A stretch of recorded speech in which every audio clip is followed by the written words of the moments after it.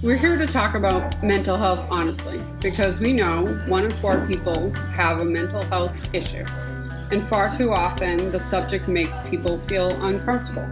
We're here to change all that. At Seacoast Pathways, a clubhouse for adults with mental illness in Portsmouth, New Hampshire, we want to change how people think and talk, or don't talk, about mental health.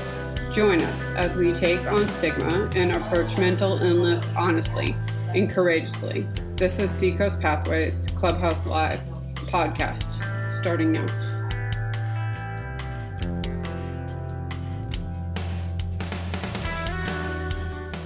Welcome to Clubhouse Live. Gina here. Today's podcast is a live conversation between Clubhouse members and staff with Supreme Court Justice John Broderick. It was a great opportunity to listen to his story, his advocacy, and how he's gotten to where he is today. Please enjoy. And hello. Hi, this is Gina from Seacoast Pathways. I just wanted to thank you for giving us this opportunity and being on our podcast, Clubhouse Live. Yep, happy to do it. So I guess some of the questions people have been asking is about the 5 signs and how you got to be a part of that, as well as how you got into mental health advocacy and stuff. Sure. Well, the 5 Signs campaign is something started about 37 or 38 months ago, and it was the genius of a psychologist from Maryland. Her name was Barbara Van Dalen, and she had been on Time Magazine's 100 list in 2012, so she's a pretty special person.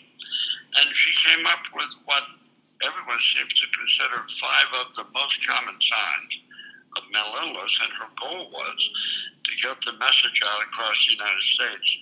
And the first state she chose to start to launch this national campaign was New Hampshire.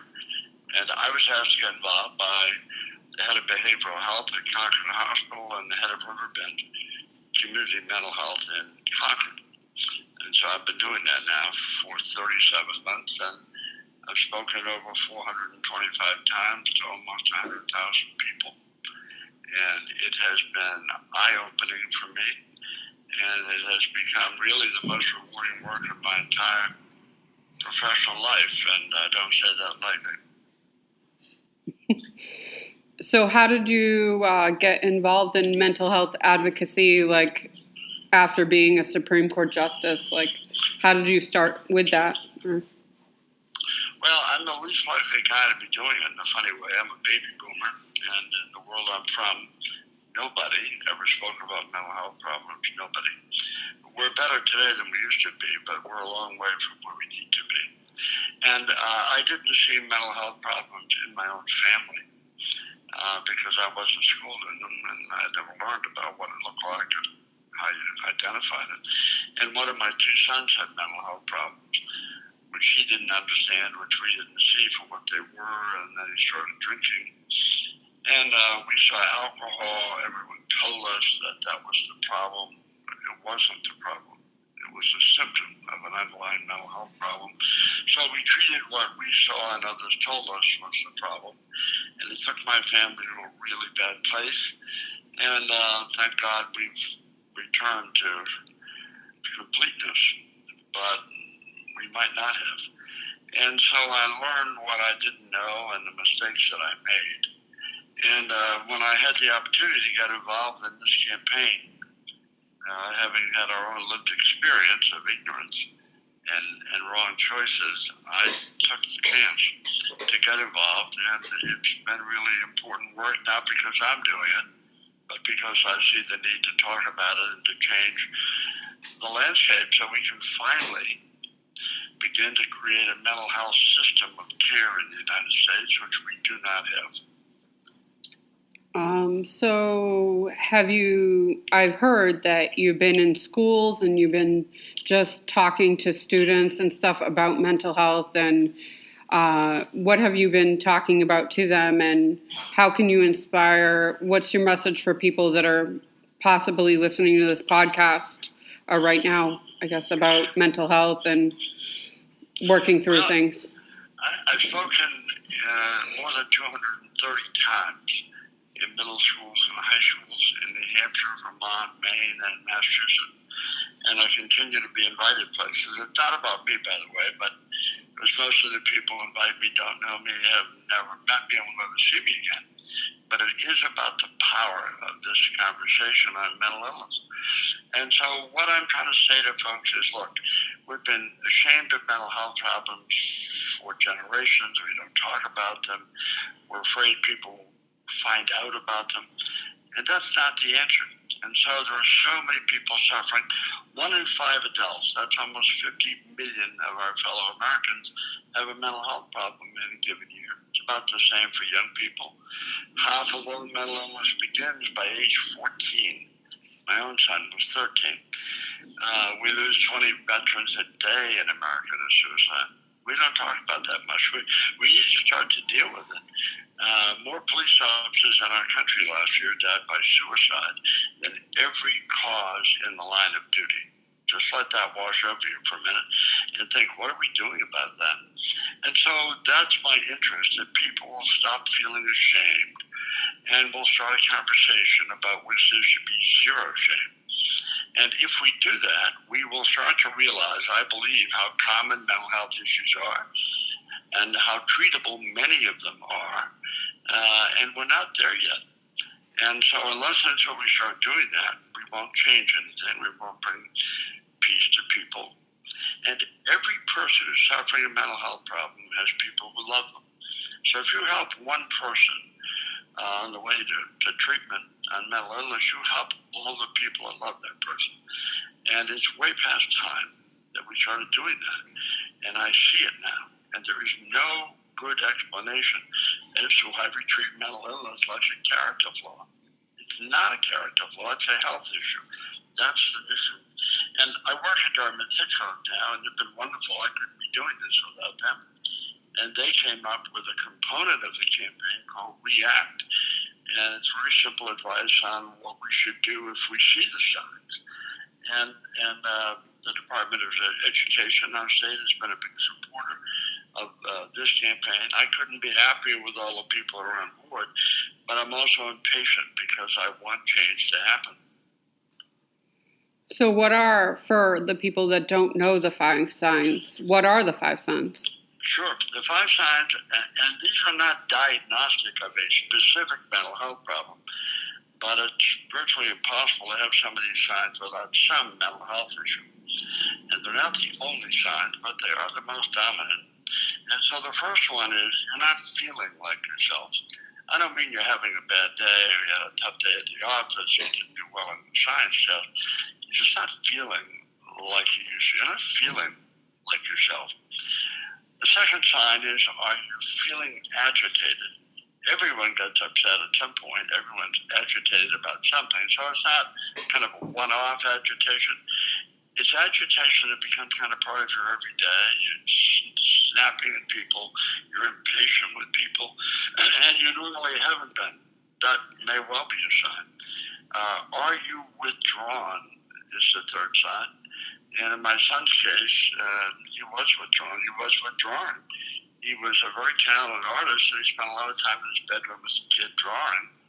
And now I look back and I think he was really withdrawing.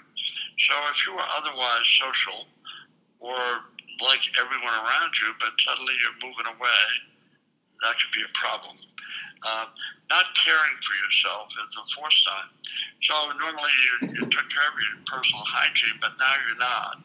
And it's not a one-day event, or a week at the beach. I mean, it's your personal hygiene's different. You look different. You're not caring for yourself. That's a sign. And the fifth sign is, are you feeling hopeless? Everyone gets discouraged about something. And some days or weeks are harder than others. But hopelessness is a condition. So suddenly everything seems like you can't solve it, can't fix it. And you start to move away and feel pretty despondent for long periods of time. That's a sign. So those are relatively common with mental health. My own son said to me, he said, Dad, if I'd seen that card with the 5 signs, when I was 15, I would have realized it wasn't just me. They didn't do a card just for me. So maybe I had some problem that others had too. And so that's the message, which is learn the signs and then learn how to react to them. Approaching people, talking to them, maybe recommending they get help or going with them and being persistent about it. Most of us grew up in a world where if you thought you saw a mental health problem, you just pretended you didn't. Or you thought, well, it's not my business to ask them how they're feeling or how they're doing. That's not true. It is our business. You do that if somebody fell down in the grocery store, you go over and say, you okay? Or did you break your ankle? Or can I help you? When it comes to emotional suffering, we're all pretty funny about it, and we don't want to engage it. And so we need to react to it. And once we start doing that, we'll all be smarter about it and less ashamed about mental health problems that affect our friends or our families. And we'll realize that we don't have sufficient help. There are some amazing people doing mental health work. Seacoast Pathways is one of them. But there aren't enough of you out there. And it's hard to get into the pipeline to get mental health treatment in the United States. And that's not right. That's what we're trying to change ultimately. And that reminds me of like the 10-year mental health plan and Senator Sherman and how Seacoast Pathways, aka us, we went to Concord and advocated for the 10-year mental health plan. And some of us have never done that before, but we were believed in by Senator Sherman, and we did a lot of advocacy for the 10-year health plan. Are you involved in the 10-year health plan, or? Well, I don't know about the 10-year health plan, and I know in the previous 10-year plan we made some progress, but we didn't fund it as we should have. And Senator Sherman and Senator Morgan have been great on this. And Governor Sununu seems to understand this problem, I think. And so we're making progress. Ultimately, we need to fund it. We need more transitional housing. We need more mobile crisis units. We need transitional beds. We need more community beds. We need to increase, Medicaid reimbursement rates, which sadly have much to do with the kind of services that can be provided in community mental health centers. So we need to fund it. But I think people need to realize that it's not just throwing more money at a problem. If we really address mental health problems, we will save money on the back end. So people who have mental health problems who don't get them attended to have more physical health problems, and we often pay for those in emergency rooms. The largest providers of mental health services in America are not community mental health centers, sadly. It's jails and prisons. We criminalize a lot of mental illness in America because we don't deal with it, and some people go on to commit criminal acts, which they wouldn't do if they had treatment at the right time in their life. And so we will save money in the back end and will restore lives.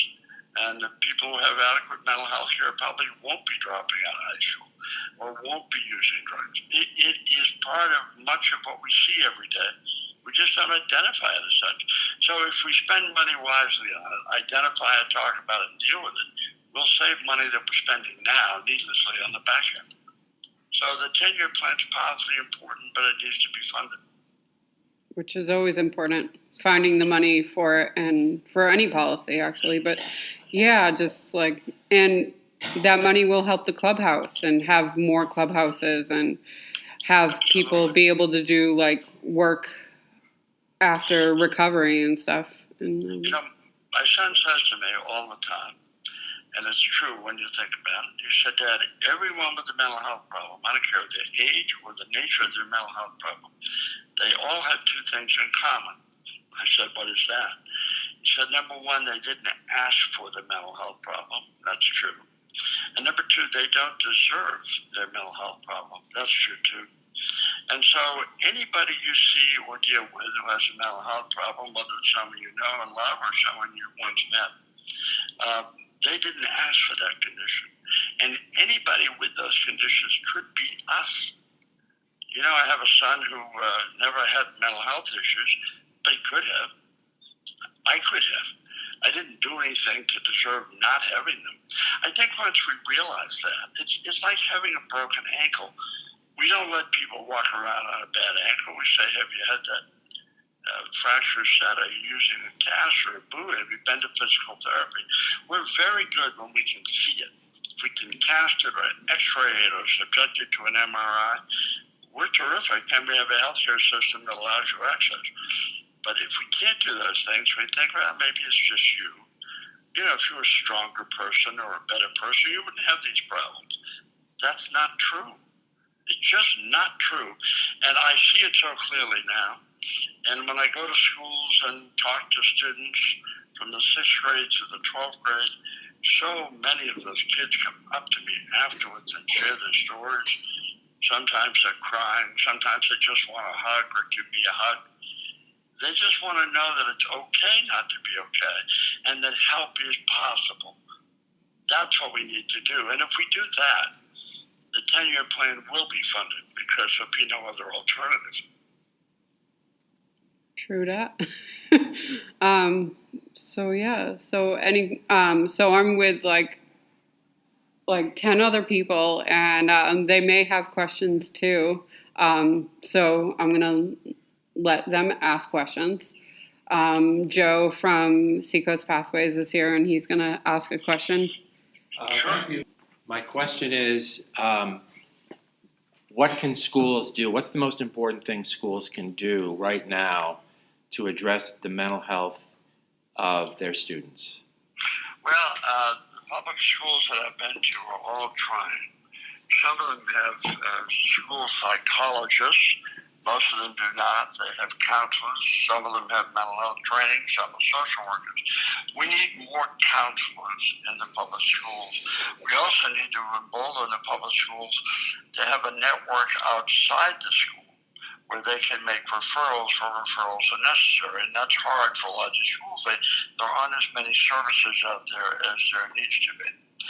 The third thing the schools would benefit from, and I've been trying to work with them on it, it's just really hard, and that is to get parents involved. So many kids have told me that they're ashamed of their mental illness, or their parents are ashamed of it, or their parents don't believe in it. And if you're suffering and your parents tell you to get over it, that's not helpful. And I think what would be most helpful to schools would be community-wide forums, school-focused, but not exclusively, having the conversation, letting them learn about what mental health is and isn't. And I believe parents love their children and they want to make sure they're getting help, but they don't want to go to the mental health altar to talk about it. Once we do that, once parents engage, school boards will engage and others will engage, and suddenly help will be there. Until we get parents to really involve themselves in this topic, it will be a heavy lift. So, any other questions, guys?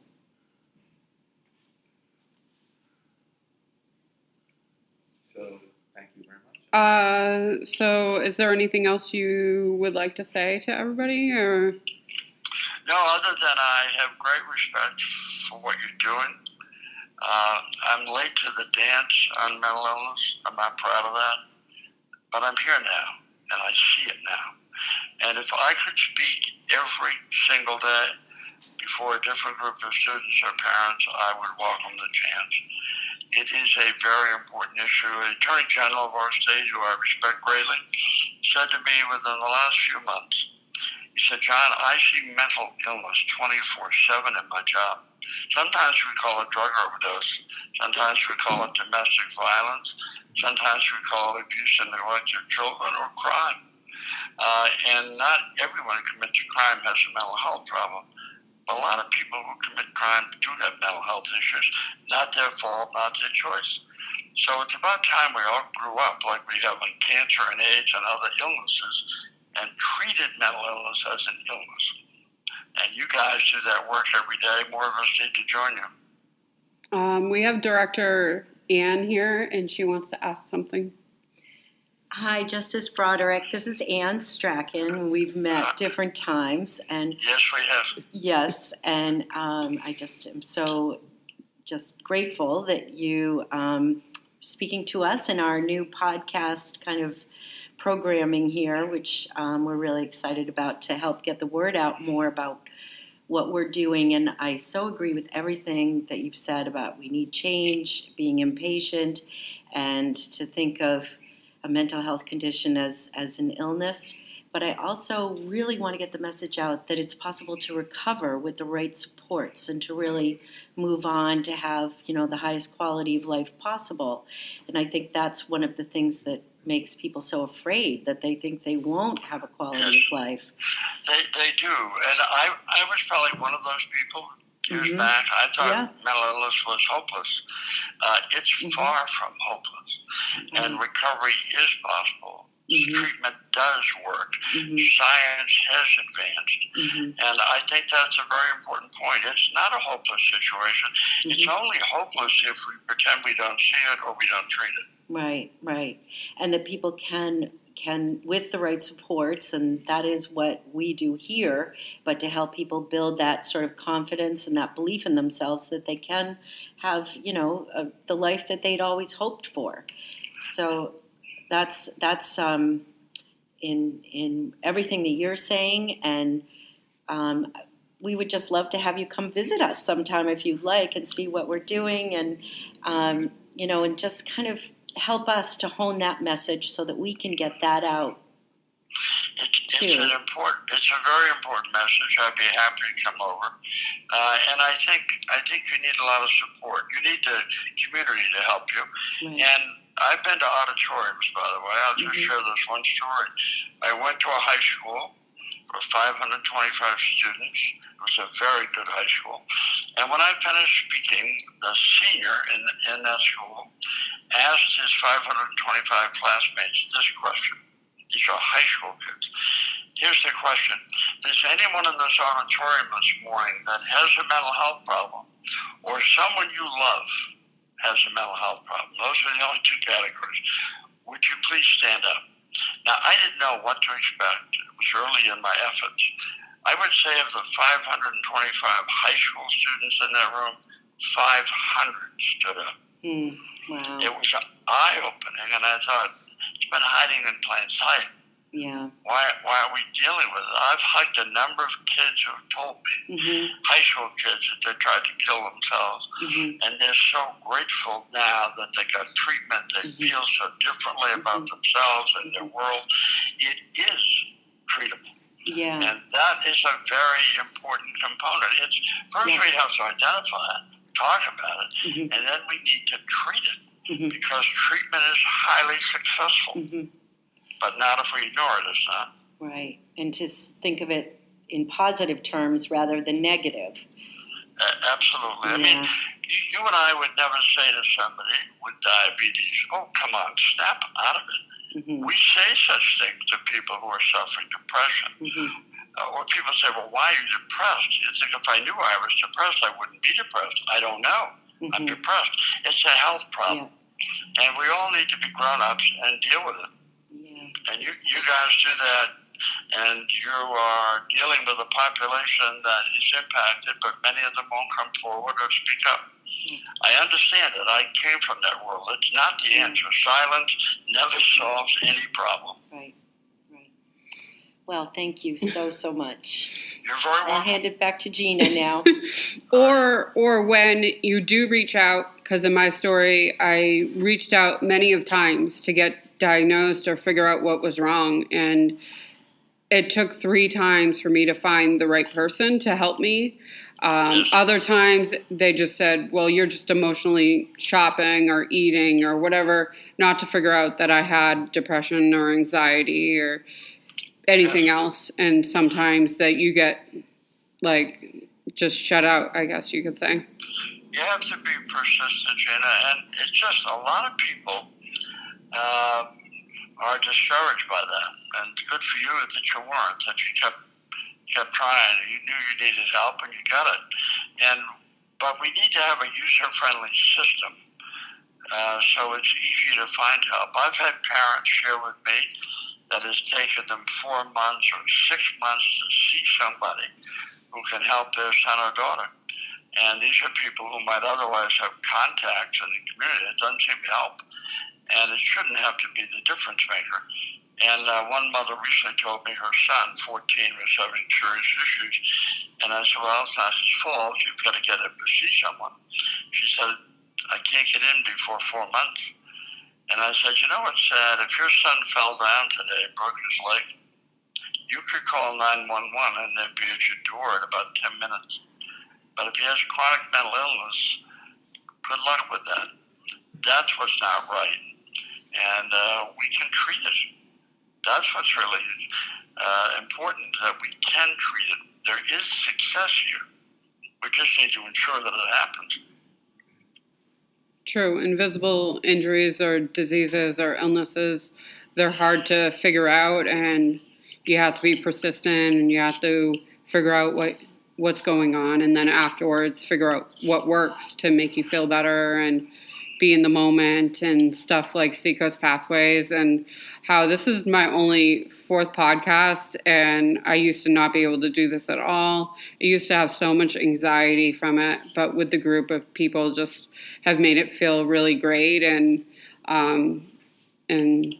thank you for being a part of it, of this lesson. Thank you for inviting me. You're doing a great job, by the way. Thank you. And I want to leave with this thought, because it's from my son, and I see it now. He would say to me, Dad, you the person are not what's bothering you the person. You, Dad, are not your illness. If you break your ankle, I don't say, Gina, you are a broken ankle, or you are heart disease, or you are cancer. I say you have those things. When it comes to mental health problems, I might say you are mentally ill. No, you're not. You're still Gina. You're a person.